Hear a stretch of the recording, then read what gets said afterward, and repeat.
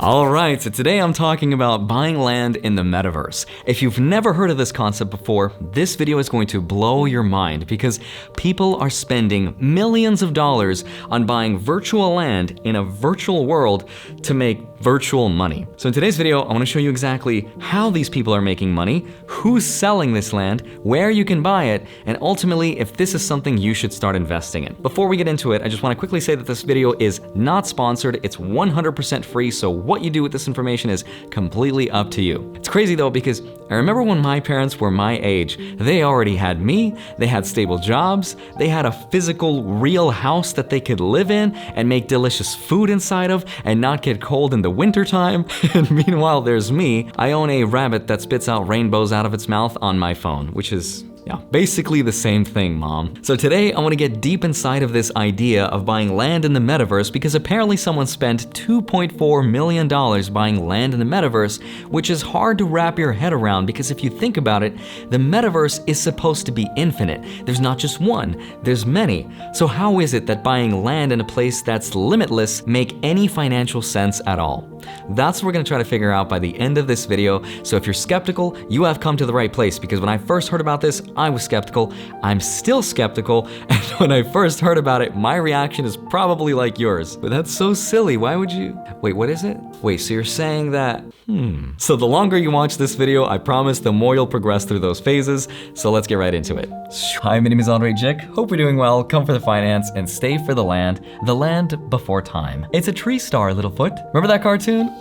Alright, so it's not Land Before Time, but it is land inside the metaverse, which is kind of like land inside the physical world, except it isn't because you can't physically go there. So let me share with you some mind-blowing numbers as far as how much money people are spending on it, and then we'll get into the cool stuff. So the first one is from the Metaverse Group, which is a Canadian real estate investment company in the digital space that bought 116 parcels of land, each about 52.5 square feet, for a grand total of 6,090 square feet, which is not huge. Just for context, that's roughly the size of 3 tennis courts or about 1 basketball court, or a little bit bigger because a basketball court is about 4,700 square feet. And for that amount of land, they paid 618,000 mana, which is another cryptocurrency that by today's valuation is worth roughly $3 million.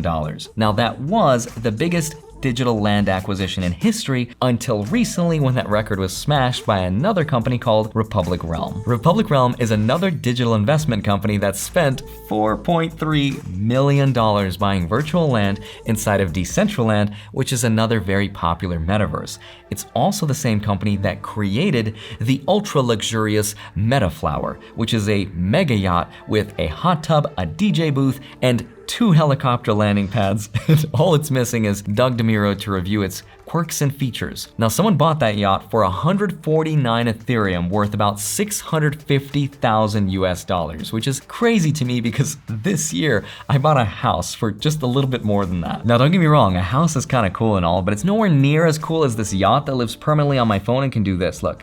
Oh snap. No, I'm just kidding. But seriously, people are spending an insane amount of money on non-real, non-physical assets, and on the surface, it looks as though it's driven purely by hype and speculation, and I want to get to the bottom of it to see if we're in a bubble or if there's something more to it than that, because the answer actually shocked me. According to Grayscale Trust, which by the way is a group of really wealthy investors, they say the metaverse is a $1 trillion opportunity. That's $1 trillion in revenue per year.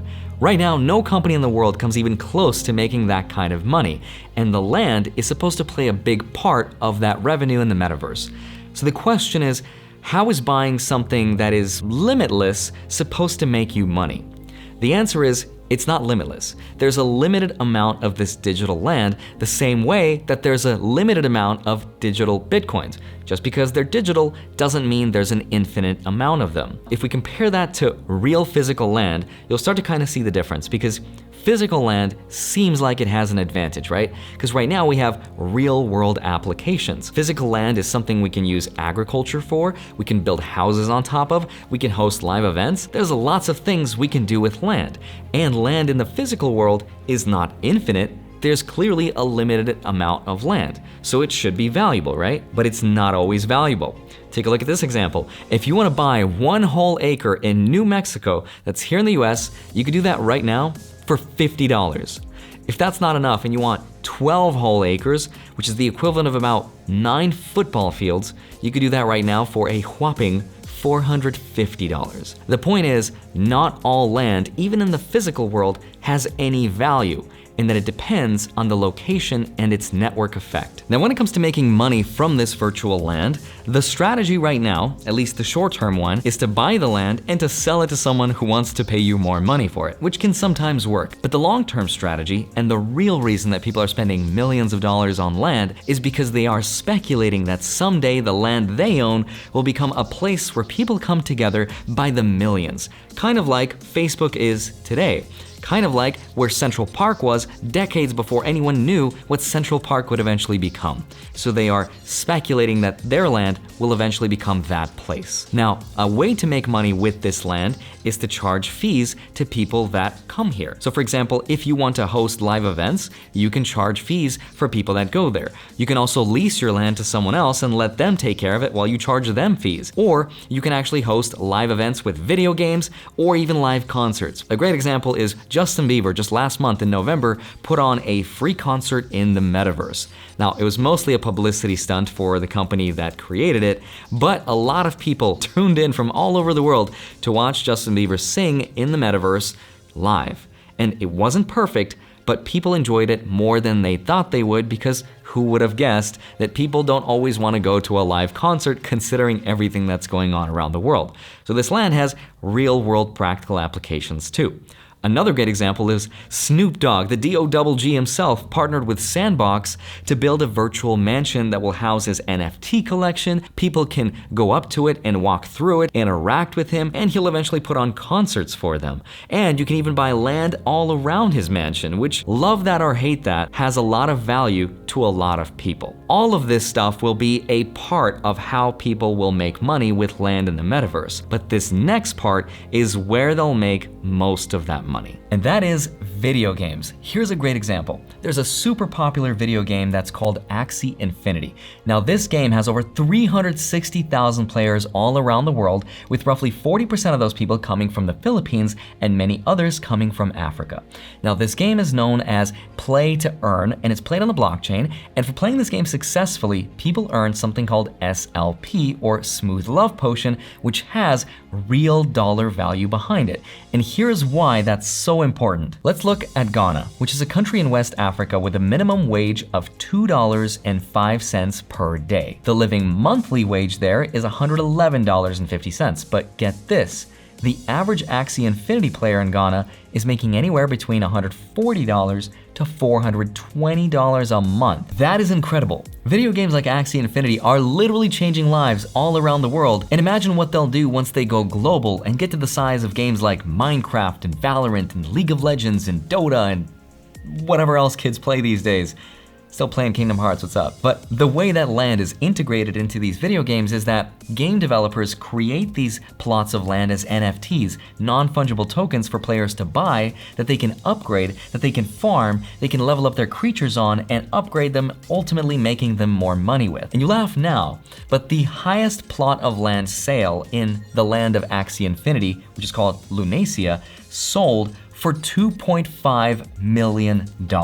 It was what's called a Genesis plot of land, and there was only 220 ever made, and it came with its own special perks and benefits for players to level up their creatures with. If I was a kid and I played Final Fantasy VII as a play-to-earn game, I would have spent all of my parents' money playing inside the Golden Saucer, because that's where I spent most of my time, and that attention is extremely valuable, and companies will pay insane amounts of money for that. If you're still not convinced though, there's something else called crypto voxels, which is another very popular metaverse that's based on the Ethereum blockchain, which allows the people that own land there to create virtual museums and galleries to display their NFTs. So imagine going to a museum or gallery with some of the most expensive NFTs ever bought and sold.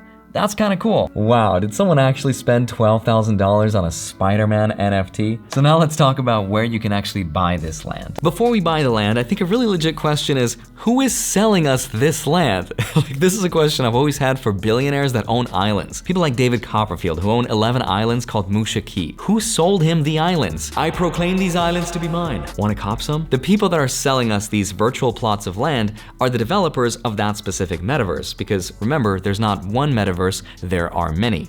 One popular one is Lunacia from the game Axie Infinity that I told you about. But when most people talk about buying land in the metaverse, they're usually referring to the two most popular ones. The first place is called Sandbox, and it was created in 2012. They have a limited amount of 166,000 plots of land. So again, it is limited, and their focus is on allowing their users to create their own NFTs and video games, which is pretty cool. They partnered with people like Snoop Dogg, Ubisoft, SoftBank, and OpenSea, and they raised over $93 million in their first round of funding, so very funded.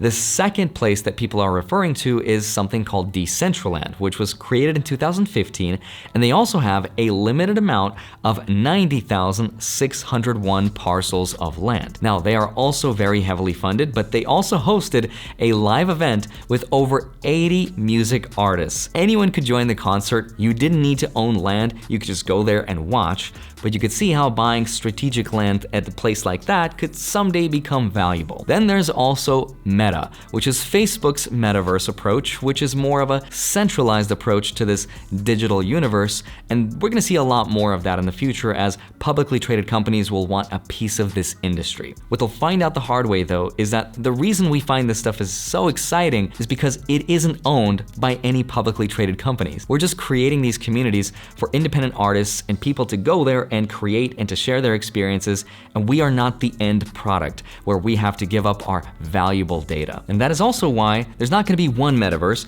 There are going to be many that are competing for your attention and what you find most valuable. But now let's talk about some of the risks and downsides to investing in it. Don't get me wrong, it's a great idea to be early as an investor, but there is a phase of technology when it's just too early. And as of right now, I've never heard of anyone, or I don't know anyone personally that's ever made money through owning land. Now, yes, I've heard of people buying and selling land by flipping it to someone else, but as far as real world utility is concerned, I haven't seen it to the degree that it's super profitable just yet. At the end of the day, the metaverse is a high fidelity version of a website. Maybe it's VR.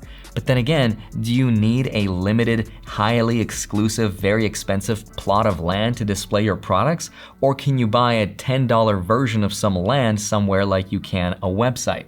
It's just too early to tell. That's why most investors we hear about are multi-million-dollar investors that can speculate and throw in a couple $1,000,000 because if they lose, it's no big deal. But if they win big. You have to bet big to win big. For me, it's just too early. If there's one thing that you take away from this entire video, let it be this next part, which is the lesson about the $1 million homepage. Take a look. Back in my day of 2005, when the internet was becoming more popular, a college kid from the UK came up with a brilliant idea to fund his college tuition. It was called the $1,000,000homepage.com. It exists today, and it's a web page that has 1,000 pixels wide by 1,000 pixels high. In other words, 1 million pixels inside of it. Anyone could buy a tiny little pixel to advertise their company or their service. The idea of this spread like wildfire around the internet. People thought, this is so brilliant. If this idea spreads so fast, this is the clever way that people will market themselves in the future on the internet. This is the future of advertising and search engines. I will buy myself a square. He charged people $1. Before you knew it, all of the squares were sold out, and it made Alex $1 million. Now, the people that bought these squares never really saw a return on their money, but it made the creator rich. This story has a parallel to what's going on in the world of the metaverse and land and NFTs, because the only guaranteed winners that are this early in the game are the people selling you the dream of owning land. Now, don't get me wrong, the metaverse is absolutely going to become the future, just like we knew the internet was going to become the future. But what we didn't know was how the internet would look like in the year 2021, in the same way that we have no idea what the metaverse will look like 10 years from now. We could guess, but most people are gonna end up being wrong. I'm almost positive that the young kids playing games like Axie Infinity and buying plots of land today are going to become the future millionaires of tomorrow. It's just too early to say who they are or when that will happen, so in the meantime, if you want to learn more about NFTs, come check out the Magic Club. I just launched it. It's a Discord where I go live every 2 weeks. I give away NFTs, I show you what I'm buying. It's an awesome community for all the Omi homies to get together and learn, and I hope to see you there. In the meantime, enjoy the rest of your day, smash that like button, subscribe if you haven't already, go grab up to $250 worth of free Bitcoin from BlockFi, blockfi.com/Andrei, grab your 2 free stocks with Webull, go track them automatically, links are down below. Love you, thank you so much for watching this video. I'll see you back here on Monday and Friday, sometimes a Wednesday. See you soon, bye-bye.